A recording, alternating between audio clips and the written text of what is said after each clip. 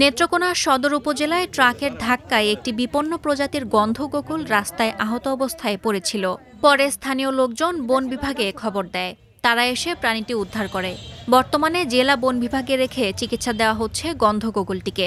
১০ জানুয়ারি শনিবার রাতে নেত্রকোনা মোহনগঞ্জ সড়কের সদর উপজেলার সতরশ্রী এলাকায় রাস্তা অতিক্রমের সময় ট্রাকের সঙ্গে ধাক্কা লেগে আহত হয়েছিল প্রাণীটি।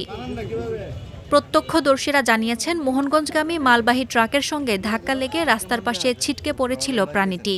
গন্ধগোকুলটি আকারে বেশ বড়। লেজসহ এর দৈর্ঘ্য প্রায় ১২০ সেন্টিমিটার, উচ্চতা ৩ ফুটের মতো এবং ওজন ৫ কেজির মতো। শরীরের দাগ দেখে স্থানীয় লোকজন একে কেউ চিতাবাঘ, কেউ বাগডাস মনে করে পিটিয়ে মেরে ফেলতে চেয়েছিলেন। তবে বাধা পেয়ে কেউ আঘাত করেননি। নেত্রকোনা বন বিভাগের ভারপ্রাপ্ত কর্মকর্তা মোহাম্মদ জসিমউদ্দিন প্রথম আলোকে জানান, গন্ধগোকুলটি সুস্থ হয়ে উঠলে এটিকে আবার বনে অবমুক্ত করা হবে।